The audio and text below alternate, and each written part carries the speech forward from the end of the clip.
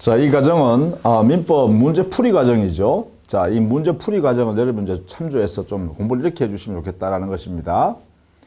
먼저 문제를 푸는데 여러분이 먼저 예습으로 해 두시기 바랍니다. 그러니까 문제 동강의를 보지 마시고 먼저 여러분 혼자 일정한 범위를 문제 풀어보시고 그 다음에 이 문제를 통해서 강의를 들어보시기 바랍니다. 그리고 또 이렇게 틀린 문제 같은 경우 여러분 혼자 풀었는데 틀린 거 있잖아요, 그죠? 그런 경우는 분리를 좀 해두세요. 표시를. 그래서 교과서에다가 문제집에다가 틀린 문제만 이렇게 표시를 하세요. 틀린 것만.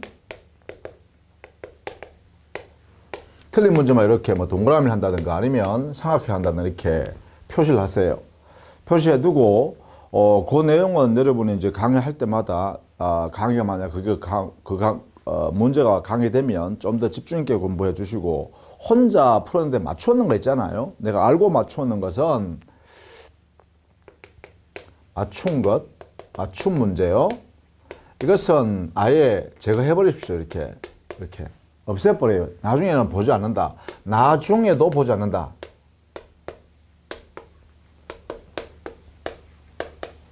내 혼자 풀어서 맞췄다면 그러면 다시 또 문제 풀 필요는 없습니다.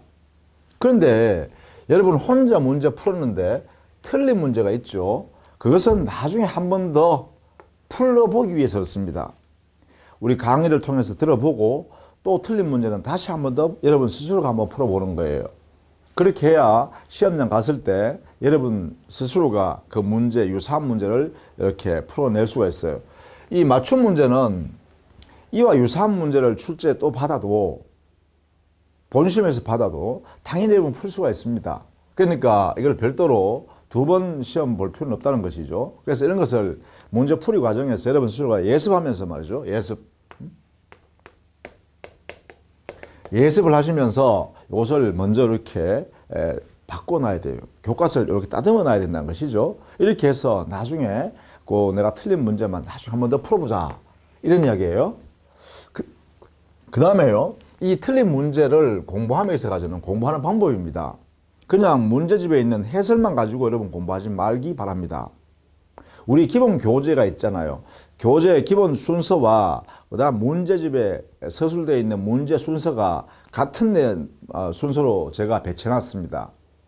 그러니까 기본 교재, 기본서가 있죠. 기본서를 통해서 이 문제, 틀린 문제를 확인해야 돼요. 그래서 이건 반드시 기본 교재에서 틀린 부분 있죠. 요 문제의 부분에 가서 교재에서 확인하고 학습을 다시 합니다. 이렇게 해야 여러분 스스로가 머릿속에 정리되어 있는 잘못된 정리가 바로 잡을 수가 있다는 거죠. 그리고 교재에서 봐서 잘 이해가 안 된다라고 하면 다시 동영상을 이렇게 다시 그 부분에 가서 보시는 거예요. 이 부분에 해당되는 부분의 동영상을 다시 한 번 더 들어보는 거죠. 그렇게 해서 이해까지 해주시면 가장 좋은 방법이다. 그렇죠. 그래서 여러분이 이 문제 과정을 공부하면서 가지고 문제를 그냥 반복해서 문제 지문만 그냥 내 것을 만들겠다. 이것보다는 이런 식으로 공부를 해주시는 게 가장 효율적이고 그리고 이 문제 과정을 여러분 스스로 실력을 향상시키는 방법이다. 이렇게 생각 들어요. 자, 이렇게 꼭 부탁드립니다. 반드시 여러분 스스로 예습을 하라. 그렇죠? 예습을 해야 됩니다. 그냥 문제만 같이 제하고 풀어버리면 제가 푸는 문제 되지 여러분이 푸는 문제가 아니란 거죠. 그러니까 반드시 예습을 여러분 해주시기를 부탁드립니다. 그렇기 때문에 당연히 문제풀이 과정은 기본 교재 동영상 강의를 충분히 여러 번 반복해서 이해하고 난 뒤에 여기 들어오셔가지고 보시기를 부탁합니다. 자, 그러면 지금부터 문제 직접 풀도록 하겠습니다. 자, 1번에요. 다음 중 의사표시가 아닌 것은 했어요. 먼저 이거는 의사표시의 의미를 알아두셔야 돼요. 법률 사실에 분류안 했어요. 의사표시란 것은 이 의사가 어떤 의사냐면 법률 효과, 이거는 권리 의무를 말하는 법률 효과를 의혹하는 의사입니다. 이 의사를 외부에 표시하는 거예요. 외부에 표시. 자, 이런 의미를 가지고 있어야 됩니다. 그래서 권리 의무 관계를 만들려고 당사자가 상대방 누군가에게 자기의 그 의도를 밝혀내는 거예요. 그래야 의사표시예요. 예컨대 볼까요? 1번.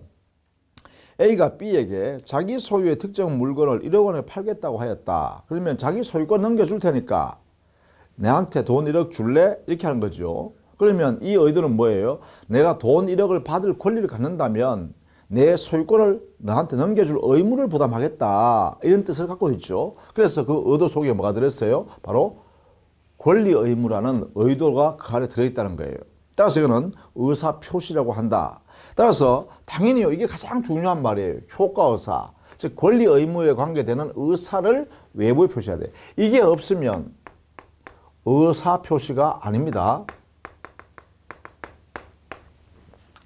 이렇게 해석해야 돼요. 자, 2번.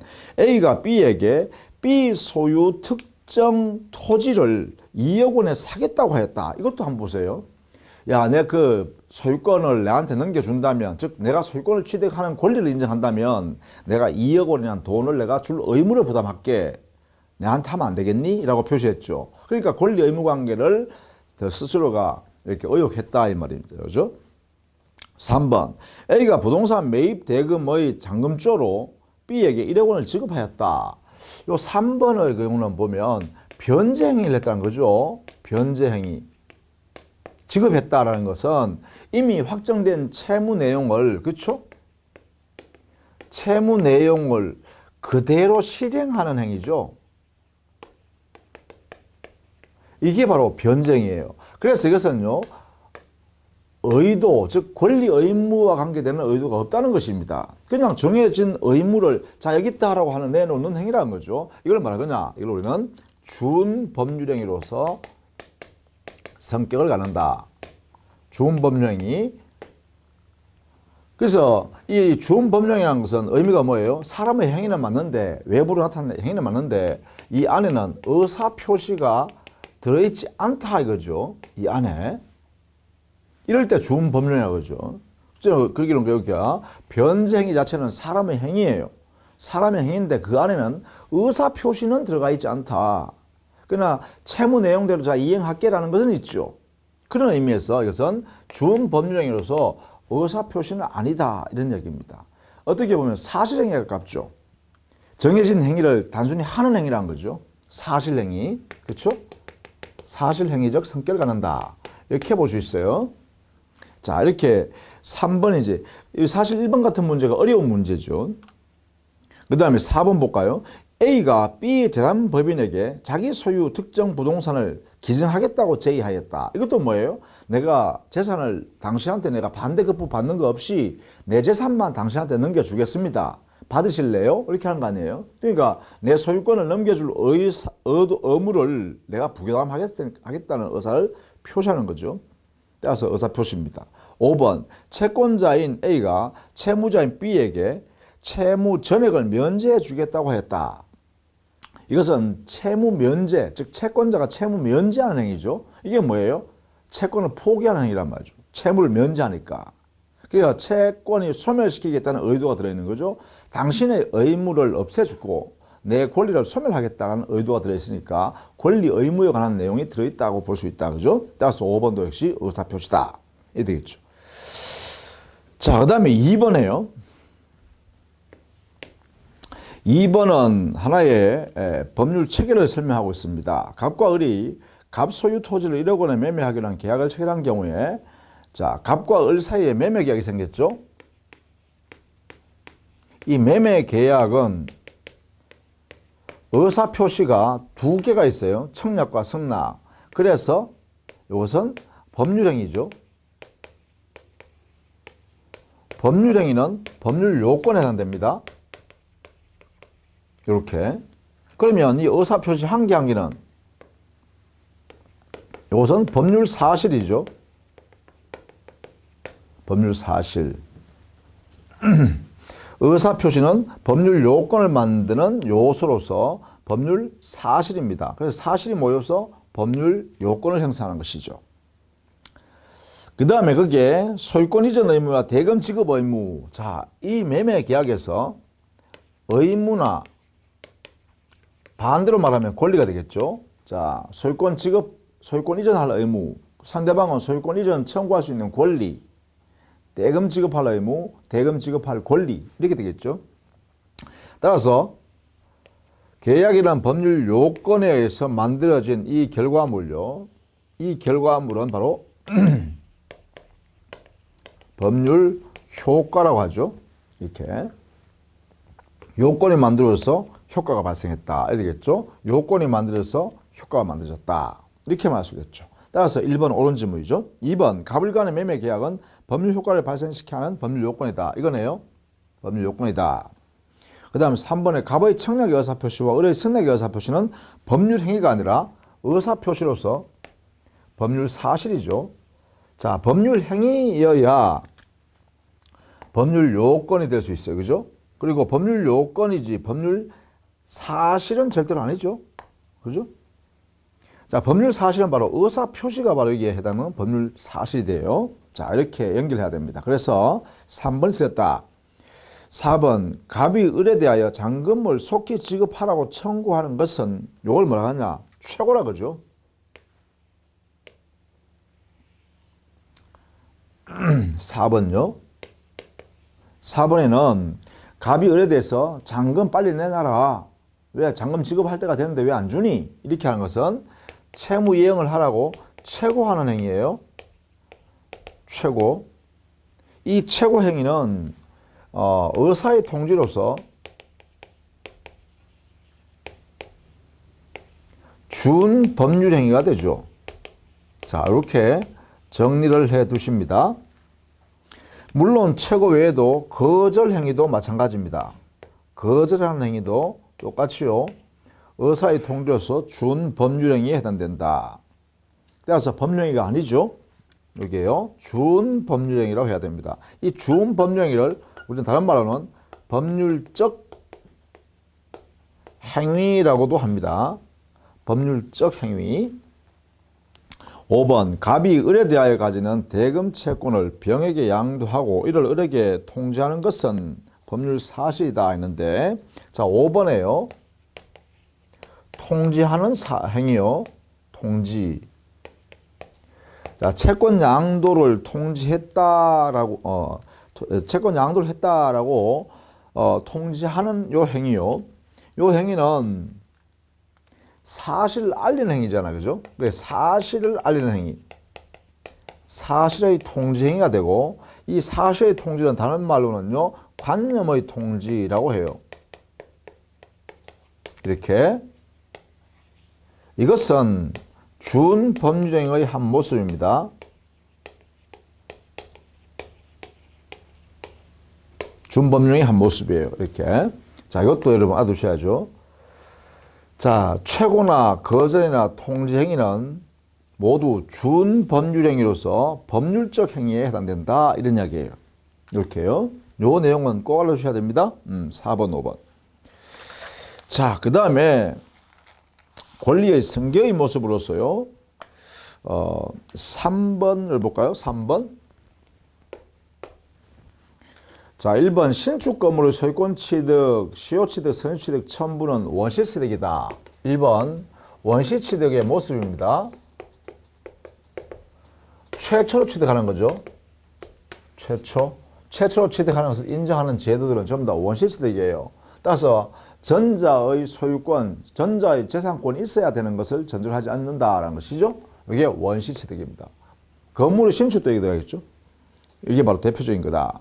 2번 전세권, 저당권 등 제한물권을 설정한 것은 권리의 설정적 승계취득이다. 자, 승계취득의 모습에는요. 승계취득 여기에는 이전해 오는 모습과 설정하는 모습이 있어요. 이 설정하는 모습이 대표적인 게 뭐냐? 바로 제한물권의 취득입니다. 제한물권을 설정하는 거죠. 소유권 위에다가 제한물권을 설정하는 거예요. 이 설정에서 그 제한물권을 취득하는 거죠. 설정에서. 그죠? 이게 설정적 승계 취득이다. 따라서 옳은 질문입니다. 그 다음에 3번. 주체의 변경은 권리 이전적 승계와 같은 개념이다. 자, 여기에요. 이전 있죠. 승계, 이전적 승계 취득에는 특정 이전적 승계 취득과 포괄 이전적 승계 취득이 있는데, 만약에요, 갑이 을에게 소유권을 넘겨줬다라고 하면, 이때는요, 권리가 권리 안에서요. 주체가 갑에서 을로 변경되는 거잖아요. 그렇죠? 그러면 그때가 뭐예요? 권리가 갑에서 을에게로 넘어가는 거죠. 이전되는 거죠. 따라서 여기에 권리의 이전적 승계취득, 권리 이전적 승계취득의 모습은 바로 권리 주체가 변경되는 현상을 나타내요. 그렇죠? 이전되어 가버리니까 종전에 갑이 소유자였는데 이제는 을이 소유자다 이래 되잖아요. 그죠? 그러니까 이런 내용으로 주체가 변경된다. 이렇게 해석할 수도 있겠죠. 자, 그 다음에 4번 상속의 경우 피상속인은 개개의 재산이 상속인에게 특정 승계되는 것이 아니라 요게 상속은 포괄 승계의 대표적인 현상이죠. 포괄 이전적 승계 취득의 가장 대표적인 모습이 바로 뭐가 되나요? 포괄 승계 취득. 이게 바로 상속, 그죠? 상속에서 재산권을 취득하는 겁니다. 뭐 합병도 여기 들어가죠. 합병. 포괄 유증도 여기 들어갑니다. 포괄 승계 취득. 이래 되겠죠. 따라서 4번 틀렸다. 5번 매매로 인하여 전주 앞에 사람 주인요. 직전의 주인요. 주인의 소유권이 소멸하는 것은 권리의 상대적 소멸이다. 지금 무슨 말이냐면 갑이라는 사람이 소유권 갖고 있다가 을에게로 소유권을 넘겨줘버리면 갑의 소유권, 즉 갑이 가지고 있던 소유권은 소멸하죠. 이 소멸을 우리는 상대적 소멸이라 한다 이 말이죠. 자, 이렇게 정리를 해 두시면 되겠습니다. 자, 5번에 준법률행위인데요. 이 준법률행위의 의미는 꼭 알아두셔야겠어요. 준법률행위는 말 그대로 법률행위와 유사하다라는 것이죠. 그래서 보통 이것은 법률의 규정에 의해서 법률 효과가 발생하기 때문에 법률적 행위다 이렇게 표현해요. 왜 법률적 행위라 그러냐면 효과가 이 행위로부터 발생하는 효과, 법효과죠. 법효과니까 권리나 의무 관계를 말합니다. 권리 의무 관계. 여기에 효과가 뭐 유효든 무효든 이런 말 전체가요. 효과가 법률 규정에서 정해뒀습니다. 정해놨어요. 법 규정에서 정해놨기 때문에 이걸 법률적 행위라는 말을 쓴다는 것이죠. 준법령에 바로 여기에 들어간다. 그게 바로 1번에 있네요. 2번 법률행위는 준법령에는 법률이 행위나 행위의 결과에 대한 독자적 독립된 법률 효과를 부여한다. 이거죠. 법률 규정에서 효과가 정해져 있다. 요걸 의미합니다. 이게 특징이에요. 그 다음 3번 준법령에는 대개 이미 발생되어 있는 법률관계에 편성하여 또는 이와 결합하여 행해진다. 보통요, 요 준법령의 형태가 표현행위로서의 의사의 통지나 관념의 통지란 말이죠. 의사의 통지행위나 관념의 통지행위가 여기에 들어가요. 또 사실행위도 여기 들어가죠. 각종 사실행위도 여기 들어갑니다. 이렇게 되는데 이 중에 보면 의사의 통지나 관념의 통지의 경우는 대체로요 이미 어떤 거래 행위 자체가 존재하고 그 거래 행위 자체 존재하는데 결합돼서 뭔가 행위를 하는 거예요. 예컨대 최고한다든가 거절한다든가 이런 것들이 여기 의사의 통지란 말이죠. 또 관념의 통지는 각종 어떤 사실을 통지하는 행위가 여기 들어가요. 또 뭐 사실행위는 뭐 주소를 설정한다든가 뭐 이런 행위가 여기 들어가요. 그러니까 기본적으로 어떤 거래 행위가 있는데 거기에 편성하거나 결합되어져서 이루어지는 행위다. 그 특징이다. 이런 이야기죠. 그래서 준법령에는 바로 그런 속성이 있다라는 것이네요. 그래서 4번 지문도 옳다. 그죠? 4번 준법률행위는 법률행위의 규정을 유추 적용해서는 안 된다 했는데 자, 여기서 조심해야 됩니다. 바로 준법령에는 여기 의사의 통지나 관념의 통지 이 행위에는요, 여기에는 우리 민법에 있는 법률행위에 관한 규정이 있죠. 법률행위의 규정을 이것을 유추 적용할 수 있다. 이게 이제 특징이에요. 그래서 이것을 알기 위해서 우리가 공부를 하는 것이죠. 따라서 4번이 틀렸습니다. 5번 준법령에는 법률 행위를 제외한 모든 인간의 행위를 포괄하는 그러한 소극적 개념이다. 그렇죠? 자, 즉 이래야 되겠죠. 사람의 행위 중에서 말이죠. 사람의 의식작용인 행위 중에서 이 중에서 만약에 법률 행위를 딱 빼내면 이걸 제외해버리면 전부 다 이 행위를 뭐라 하냐 준 법률 행위라고 한다. 이렇게 표현한다는 거죠. 이렇게요. 그러면 모든 행위 중에서 법률 행위를 뺀 나머지 이렇게 하는 것을 뭐라 하냐 이걸 소극적으로 개념을 규정한다. 이렇게 표현해요. 이렇게 해석하는 방법을 법률 행위를 제외한 모든 행위 그것을 준 법률 행위 한다. 이렇게 하면 이걸 소극적으로 개념을 규정했다. 이렇게 표현한다. 자, 그러면 그 밑에 있는 5번이나 6번이나 7번이나 이런 것은 여러분 좀 공부를 해 두시고요. 그 다음에 8번도 마찬가지죠. 관념의 통제에 속하지 않는 것은 했는데 어떤 사실이 존재하는 것을 내가 알고 있다는 것을 알리는 거예요. 그러니까 사실의 인식을 상대방에게 알려주는 것이죠. 그런 내용으로 정리하시면 돼요. 그래서 3번에 변제 수령. 변제 수령은 이것은 어떤 사실을 내가 알리는 행위가 아니죠. 내가 알고 있다고 그죠? 그래서 3번은 아니다. 이렇게 보셔야겠죠. 이런 식으로 정리를 좀 해 두시면 되겠습니다. 자, 여기까지가 법률 사실의 분류라고 생각하시면 되겠죠. 자, 그 다음에 7번에요. 법률 7페이지에요. 법률행위의 일반 그리고 효력요건, 법률행위의 효력요건을 이제 정리하도록 할게요. 자, 거기에 1번 보시면 법률행위가 난 다음 설명 중 옳지 않은 것은 했죠.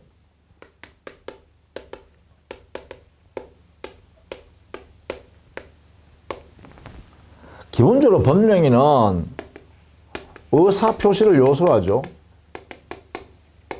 이게 워낙 중요한 개념이잖아요. 민법 총칙에서는 우리 시험의 대상이 바로 법률행위입니다.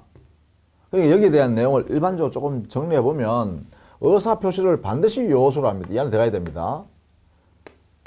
두 번째요. 이 법률행위는 법률요건이라고 합니다. 법률사실이라고 하면 틀리죠. 그 다음 세 번째, 이 법률행위는 원하는 대로 효과가 발생합니다.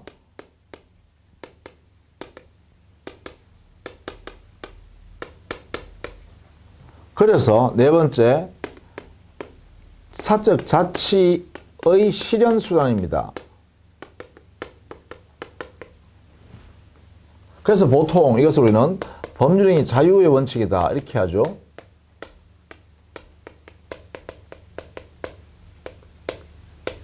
이렇게 표현하고 있죠.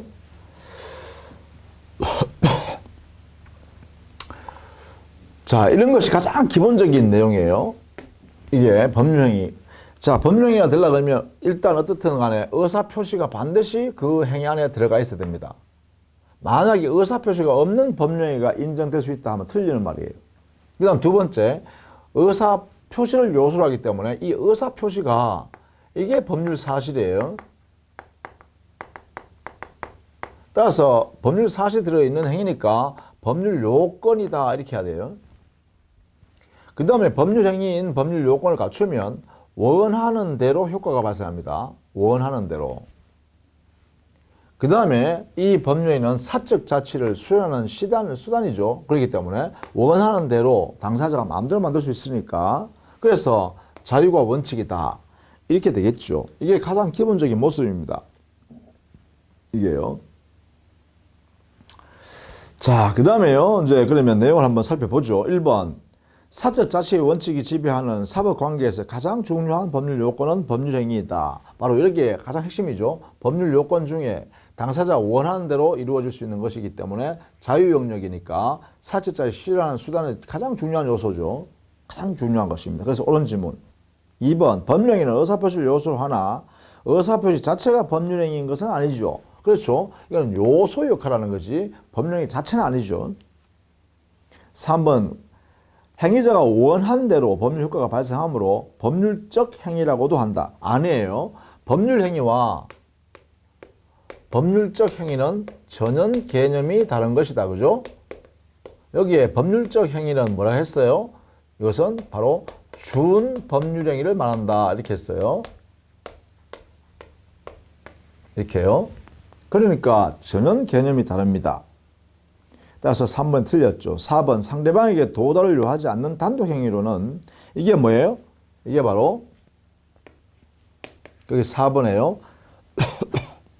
이걸 우리는 상대방 없는 단독 행위라고 그래요. 상대방에게 수행하지 않아도, 즉 상대방에게 도달하지 않아도 효력이 발생한다라는 것을 상대방 없는 단독 행위라고 그럽니다. 따라서 여기는 유언, 재단법인 설립행위, 소유권 포기 같은 것이 있네요. 5번 계약은 반대 방향의 두 개의 의사표시 합체에 의해서 성립하는데 청약과 승낙을 우리는 보통 사실이라고 그러죠. 법률 사실, 그죠? 계약의 모습은 계약은 다른 말로는요 쌍방행위라고도 하고 그 의사표시가요 서로 교환적 의사표시다. 교환적 또는 대향적 의사표시다. 이렇게 표현합니다. 자, 이렇게 정리해 두시면 되겠죠. 자, 그 다음에 3번 문제 한번 볼까요? 다음 설명 중 옳지 않은 것은 그랬네요. 3번. 1번 법률 효과를 발생케 하는 원인을 법률 요건이라고 그래요. 개념 공부입니다. 이러한 법률 요건을 구성하는 개개의 사실을 법률 사실이라고 그러죠. 1번 이렇습니다. 법률 사실이 모여서 법률 요건을 형성하고 요건이 갖추어지면 효과가 생깁니다. 이렇게 되겠죠. 법률 사실이 모여서 법률 요건을 만들어요. 법률 요건을 만들면 법률 효과가 발생합니다. 2번 법률 행위는 하나 이상의 의사표시를 요소로 하는데 이거죠. 의사표시 요소이다. 따라서 법률 행위는 의사표시 내용에 따라 행위자가 원하는 대로 효과가 발생한다는 점에서 다른 법률 요건과 구별된다. 이거죠. 법률 행위는 원하는 대로 효과가 발생한다. 그렇죠. 자, 여기에 의사표시를 요소로 하고 원하는 대로 발생하는 법률 요건이다. 3번 소비대체로부터 발생한 채무의 이행을 청구하거나 이러한 청구에 응하여 변제하는 것은 법률 행위가 아니다. 자, 여기에 3번에요. 청구하는 행위를 우리는 최고라고 그러죠. 최고 행위라고 그러고 그 다음에 채무 내용들을 이행하는 것을 변제행위라고 그래요. 이러한 것은 모두 준법률 행위에 속한다. 자, 이거 따라 두십시다. 준법률 행위에 속한다. 그래서 3번도 옳은 질문이네요. 4번 준법률행위는 의사표시를 요소로 하지 않는다는 점에서 법률행위와 구별되지만 법률행위에 관한 민법의 규정은 준법률행위에도 유추 적용된다. 옳은 질문이죠. 그 다음 5번 법률행위는 당사자 목적 의사표시를 요소로 하므로 이 중 어느 하나도 결하게 되면 법률행위는 무효임을 면치 못한다 했는데 5번 당사자가 존재하고 목적이 존재하고 의사표시가 존재하다는 사실은 이것은 법률행위의 성립 요건입니다. 그것도 법률행위의 일반적 성립 요건이에요. 일반적 성립 요건. 그렇다면요, 이래 되겠죠. 이 중에 어느 하나에 흠결이 있다. 없다 이 말이죠. 없으면 성립이 안 되겠죠. 성립이 안 된다는 말은 부존재한다는 의미와 같습니다. 그죠? 즉 법률행위 자체가 존재하지 않는다는 뜻입니다. 그러면 존재하지 않는다면 무효라는 개념과 다르죠. 부존재를 의미하는 것이고 무효는 아니다 이 말이에요. 무효라는 것은 일단 법률행위가 성립되어 있다는 것이죠. 성립하는 것을 전제로 해서 유효냐 무효냐 취소냐의 문제가 생기는 거예요. 그러니까 여기에 당사자 목적 의사표시의 존재라는 것은 법률행위의 성립 요건이기 때문에 그것이 만약에 갖추지 않았다면 부존재의 문제다 이 말이에요. 부존재, 불성립은 옳은 지문이나 무효다라고 하면 개념적으로 다르다는 것입니다. 그래서 조심해야겠다. 따라서 5번이 틀린 것이네요. 자, 그 다음에 5번에 단독행위가 아닌 것은 이렇게 돼 있죠. 거기에 단독행위냐 아니냐. 이것은요, 의사표시의 개수를 가지고 법령을 어떻게 만드느냐를 따지는 거죠. 자, 단독행위. 단독행위라는 것은 일단 의사표시의 개수가 한 개가 요소로 들어가 있다. 한 개, 의사표시 한 개가 요소가 되어 있다라는 것이죠.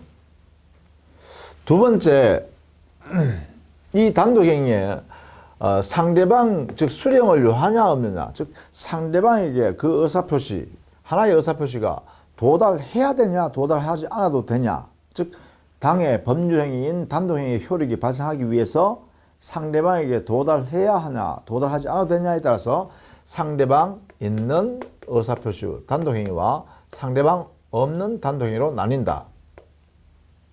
상대방 없는 단독행위로 나뉘어요. 상대방 있는 단독행위, 이것은 상대방에게 의사표시가 도달해야 돼요. 도달해야 되고, 상대방 없는 단독행위는 도달을 요하지 않는 것이죠. 그래서 여기는 주로 유언이라든지 유증이라든지 재단법인 설립행위라든지 소유권 포기라든지 이런 행위가 여기 들어갑니다. 나머지 여기요, 동의한다든지 철회한다든지 상계한다든지 추인한다든지 뭐 취소한다든지 해제한다든지 해지한다든지 뭐 채무 면제, 채권 포기한다든지 이런 행위들은 여기에 들어가겠죠. 왜? 이 의사표시가 전부 다 상대방한테 도달해야 되니까요. 자, 이런 의미를 갖는다. 이렇게 보시면 돼요. 따라서 그게 1번의 합의 해제 보세요. 여기와 관련해서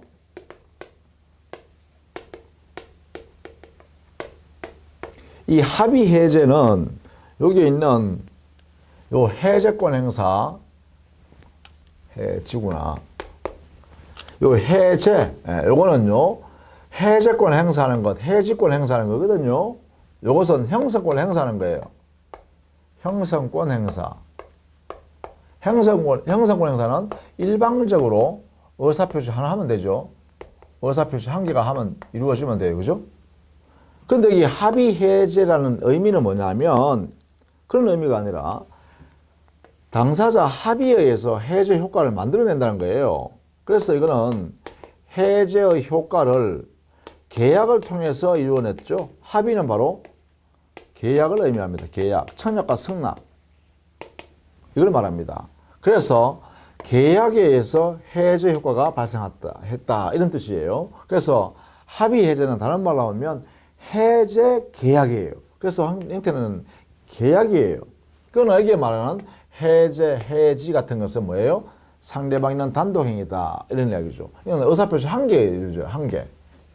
근데 이건 어떻게 돼요? 청약과 승낙이 합쳐짐으로써 효력이 발생하는 거다. 이렇게 해석할 수 있겠죠? 자, 이렇게 정리를 좀 해두시고 그 다음에 6번에 다음 설명 중 옳지 않은 것은 했죠. 거기에는 단독행위는 법에 정한 바가 없으면 인정되지 않으나 계약은 자유이다 했죠. 이게 틀렸어요. 이게 옳은 말이에요. 단독행위의 성격이 가장 중요한 게 바로 단독행위는 법정주의란 거예요. 법정주의. 기본적으로요. 단독행위라는 법령에는 특색이요. 특색이.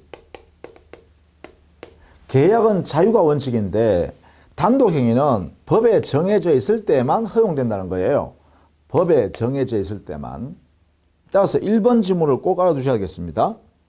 2번 단독행위의 특성은 바로 조건이나 기한 안에 지나지 않는 법률행위예요. 그래서 붙이면 안 된다는 게 원칙이에요. 그러나 계약은 자유롭게 당사자가 붙여도 되죠.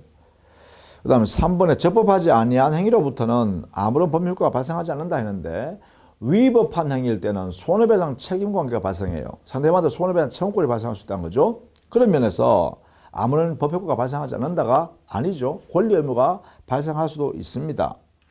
4번 대리권 수여나 소유권 포기는 비출연행위입니다. 즉 여기에 비출현행위라는 의미는 이 행위로부터 재산의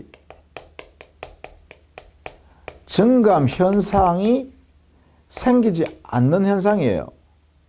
증가가 발생하지 않거나 또는 감소가 발생하지 않거나 또는 둘 다 안 생기거나 이런 상태가 될 때 우리는 비출현행위를 하고, 그래서 예외적인 현상이죠. 아주 예외적인 현상이에요. 우리는 거래행위를 하는 이 법령에는 일반적으로 재산의 증감 현상이 발생합니다. 매매를 하면 매도인 입장에서 보면 자기 재산이 감소하고요. 또 상대방으로부터 대금을 받으니까 상대방 입장에서 대금을 감소하죠. 그런데 상대방은 매수인 입장에서는 재산을 가져가니까 증가되죠. 또 반대로 말이죠. 매수인 입장에서 대금을 내놓으니까 재산이 감소하죠. 그런데 매도인은요, 대금을 받으니까 다시 재산이 증가하죠. 이런 면에서 재산의 증감 현상이 일반적으로 생기는 게 일반적이에요. 그걸 우리는 출현행위라고 그래요. 그런데 비출현행위는 그런 현상이 안 생긴다는 거죠. 그럼 대표적인 게 어떤 거냐면 소유자가요, 소유권을 포기하는 행위일 때요. 그러면 소유권 포기하는 당사자는 재산이 감소되지만 어떤 누구에겐가 재산이 증가되는 현상은 안 생기죠, 바로.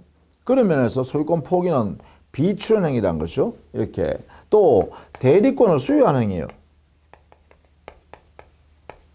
대리권 수유하는 이 행위도 단독행위입니다. 본인의 단독행위인데 대리권을 수유했다고 해서 본인에게 재산이 감소하거나 또는 그 상대방인 대리인이 재산이 증가하는 것도 아니죠. 그런 면에서 비출현행위다, 이런 이야기예요. 이 두 가지가 대표적인 현상이네요. 이런 것도 여러분 좀 알아두시면 좋겠다. 자, 그 다음에 8번에 다음 중 처분행위로 볼 수 없는 것은 했죠. 처분행위. 여기는요,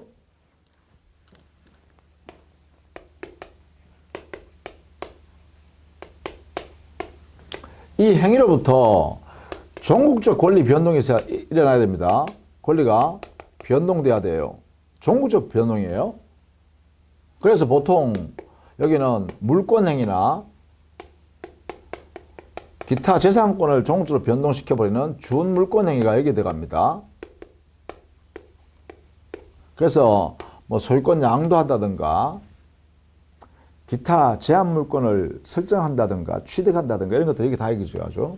또 준물권행위는 재산권 자체가요, 물권 이외의 재산권이 종국적으로 움직이면 돼요. 예컨대 채권 양도한다든가, 여기에 채권 양도행위, 또 특허권을 양도한다든가 뭐 저작권을 양도한다든가 그런 것 등의 무채재산권 양도행위가 다 여기 들어가죠.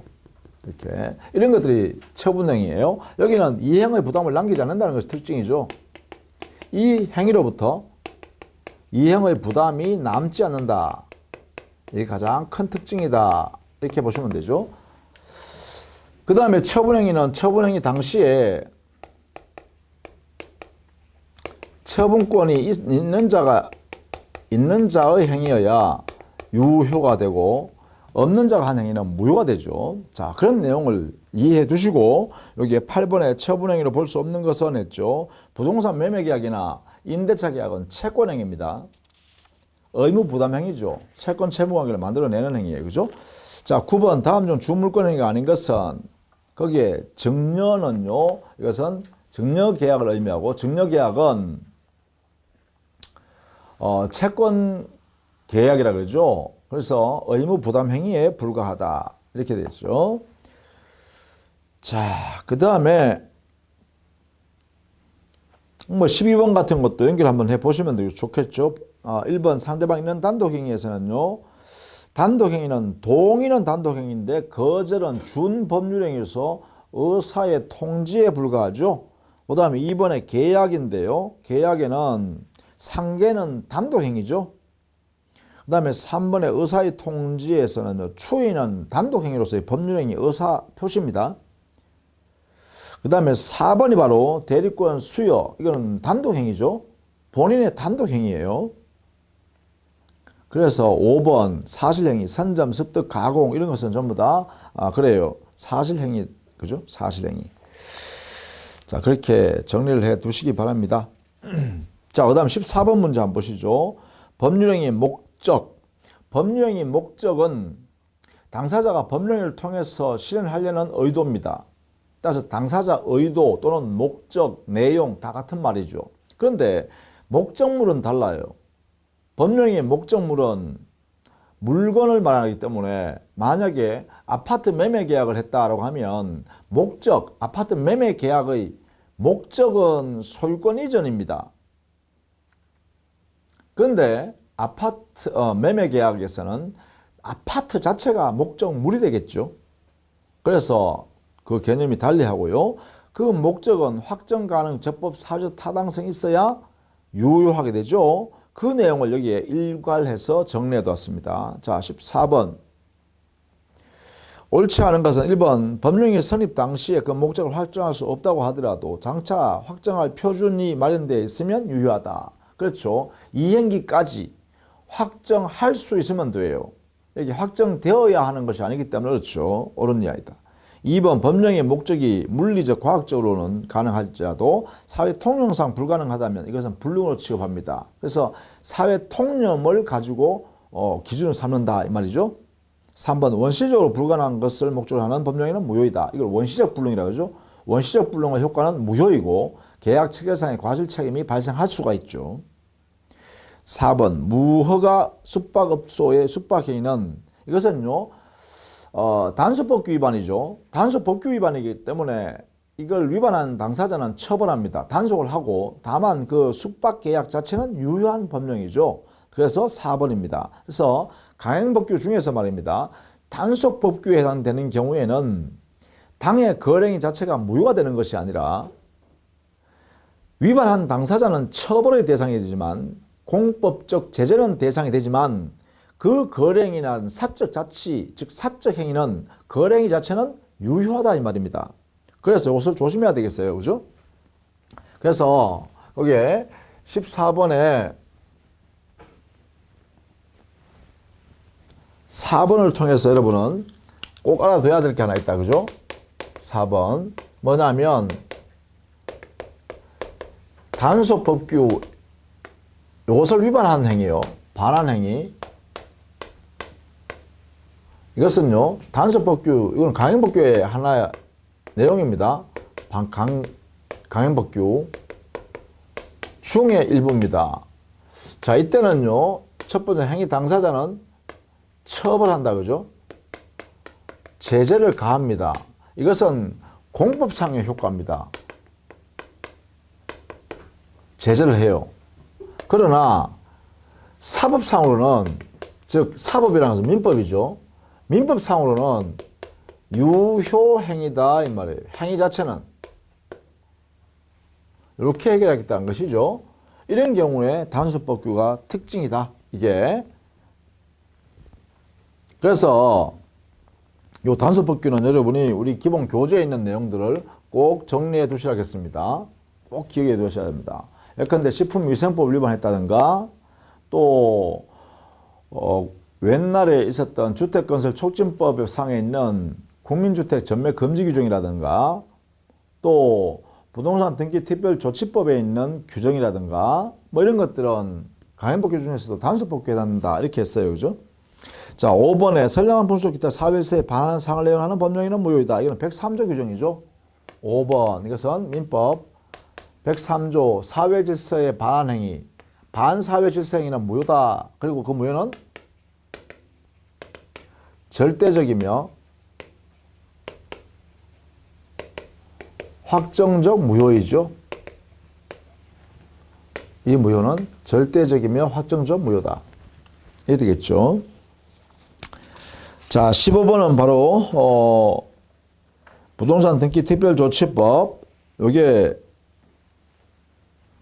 단속법규라고 했죠. 그래서 기업과 이해는 단속법규에 있는 내용입니다. 그래서 이것은 제재는 가하지만 공법적 제재 처벌은 합니다. 다만 그 행위 자체는 거래행위는 사적 거래로서 유효하다 이렇게 해석한다는 거죠. 자, 그런 내용으로 목적에 관한 내용들을 정리해 놨으니까 봐두시고요. 16번에 불능에 관한 이야기예요. 이 불능은 시기를 가지고 행위 당시를 기준으로 해서 당시 이걸 기준으로 해서 원시적 불능과 후발적 불능으로 이렇게 나누었어요.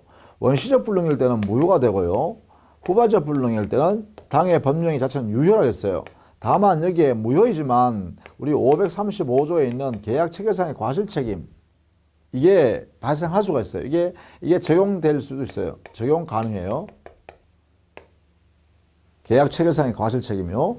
그러나 이 후발적 불능의 경우는 무효가 아니라 유효입니다. 이때 뒷정리가 문제되는데 이때 채무불이행 책임이 발생하기도 하고 경우에 따라서는 이렇게 문제가 되기도 하고 아니면 위험 부담의 문제가 되기도 하죠. 주로 그죠? 예컨대 채무자가 귀치 사유가 있을 때는 채무 불이행의 문제로 다루고요. 채무자에게 책임 없는 사유일 때는 위험 부담의 문제로 이렇게 다루죠. 이렇게 해결하고 있습니다. 그래서 16번에는 그 옳지 않은 것은 2번에요. 계약의 원시적 불능과 후발적 불능은 이행기를 기준으로 하는 게 아니라 어느 때를 기준으로 한다? 그래요. 행위 당시요. 법률 행위 당시. 행위 당시를 기준으로 판단합니다. 즉 여기에 중요한 것은 불능만 그런 게 아니라 이 기준은요. 법률행위의 효력 요건이 갖추어졌는지 여부요.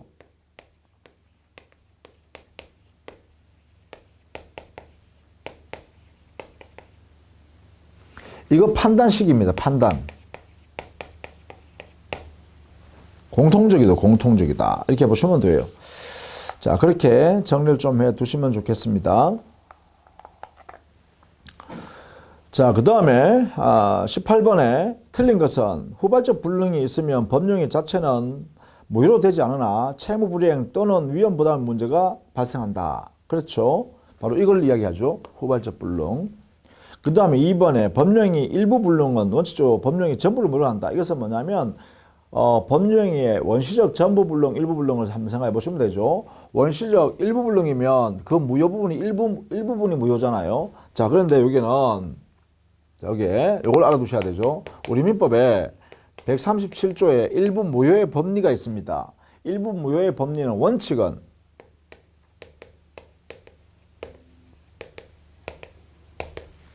일부 무효 법리 원칙은 전부 무효가 원칙이죠. 그래서 원칙적으로 아무 말이 없으면 전부 무효 취급해야 돼요. 원시적 일부 불능이 있으면 일부가 무효일 것이고 일부 무효는 어떻게 해요? 바로 137조 일부 무효의 법리가 적용되겠죠. 이렇게 적용되니까 일부분이 무효니까 전부 무효가 원칙이다. 뭐 이런 내용을 지금 설명하고 있죠. 따라서 옳은 지문이다. 이렇게 볼 수 있겠네. 그죠? 자, 3번의 법령의 목적은 법령의 성립 당시에 반드시 확정되어 있어야 하는 것이 아니라 확정할 수 있으면 돼요.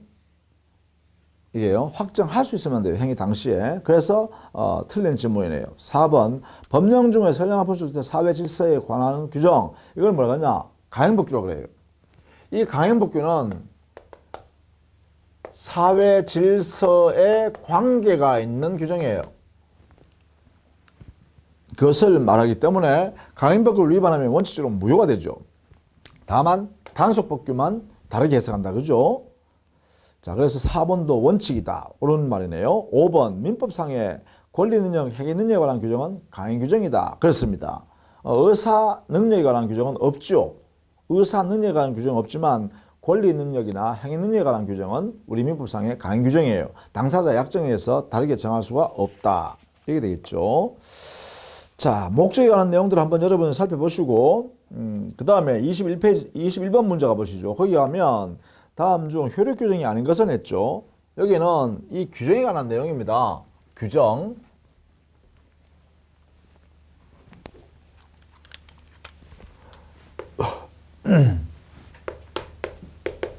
민법상 규정. 민법상 규정을 크게 어떻게 나누냐면 강행법규와 임의법규를 이렇게 나눌 수 있고 강행법규를 다시 효력 규정과 단속 규정, 단순한 단속 규정 이렇게 나누었죠. 그래서 강행법규는 사회 질서와 관계되는 것, 사회 질서와 관계 있는 것, 이것은 관계가 없는 것 이렇게 했죠. 이렇게 나눴어요.